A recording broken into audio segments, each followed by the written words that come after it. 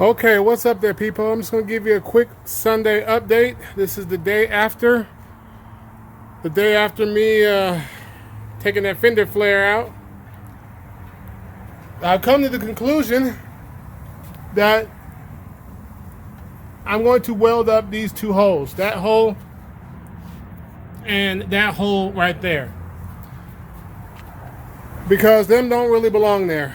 I don't have them on the other side, so they got to go. And I want to do it the right way. I want to weld them up.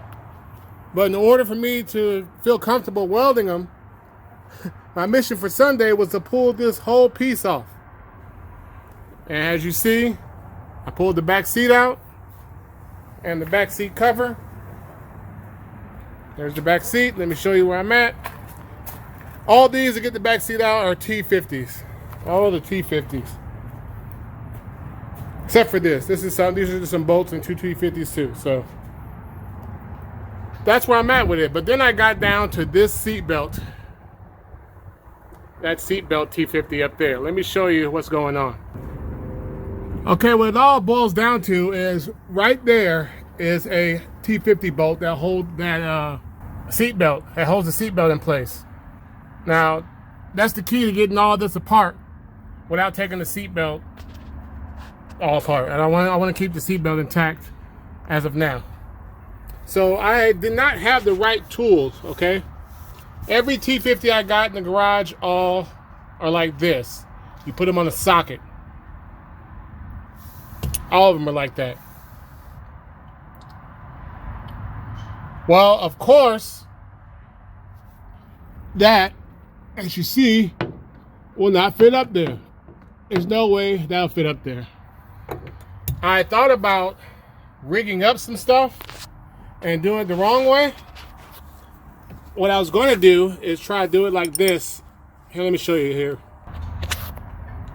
Okay, at first I was going to be cheap and try to do it like that. Put this 8mm, wedge it in there, and try to loosen it up, but it still got me dangerously close to that window, and I did not want to break that window. And pulling the window out is not an option. So I ended up having to leave. Harbor Freight didn't have nothing, so I got a Husky brand. And of course I had to get the whole set. That's all it came in. These right here. So now at least I got the Torx set and this Husky brand T50. That's the key to getting that out. Okay, now I know it looks close, but I got like a little finger length, and that's just enough room for me to loosen that up and get that out of there without touching and hitting the glass. So I'm still at it. So I'm down to this last bolt. And I got to unhook the amp, and I can pull this whole piece out right here. Okay, one thing I will say, that the price I paid for this was like 15 bucks.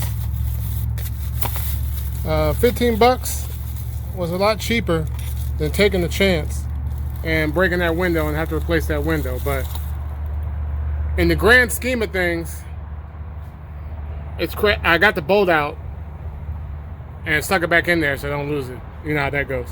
But in the grand scheme of things, it's crazy. I took all this stuff out of the inside just because of two holes.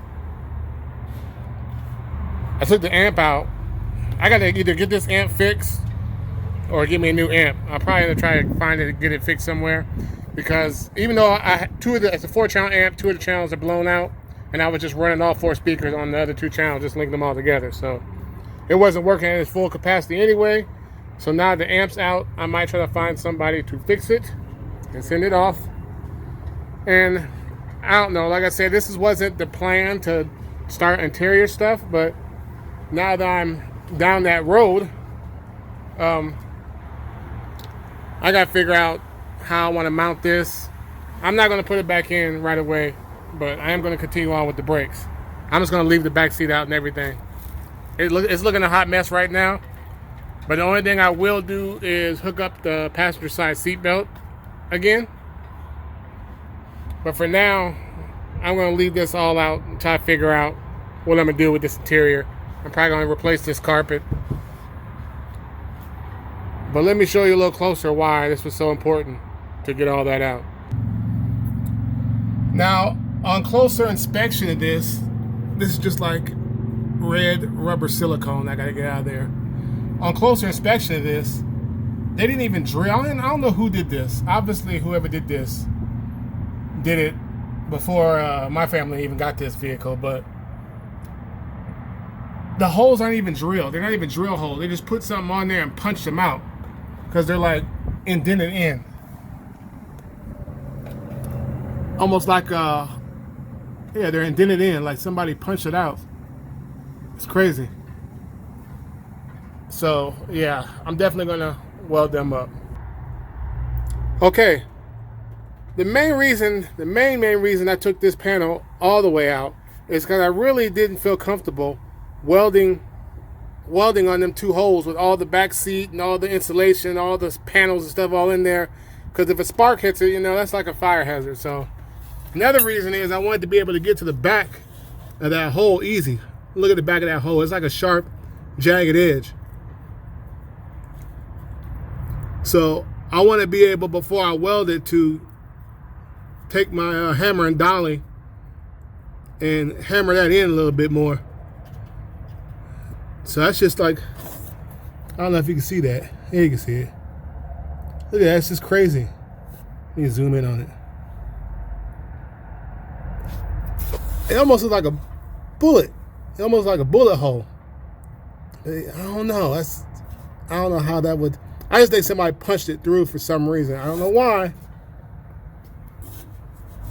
And like this, I don't know what this is right here,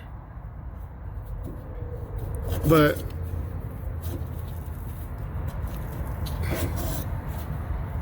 yeah, welding blindly with that right underneath it would have not been good. So I think I did the right move by pulling all that out to weld these holes shut. All right, well, I think that's been an eventful weekend for the old OBS two-door Tahoe project. I think I took a few steps backwards. Well, not really backwards, more like taking a couple steps to the side. Had to jump on something else. But I'm still making moves forward, man. Still making progress. Now that I got all that situated, maybe sometime during the week, I will weld them holes up. And once I weld them holes up, I can continue on with the brake job and paint and everything else of the wheel wells. But at least I know one thing. Once I'm done with the back brakes, I'm able to slap the wheel wells, or paint the wheel wells and slap the tires and rims back on, and I can move this Tahoe on its own power again and get it off the jack stands.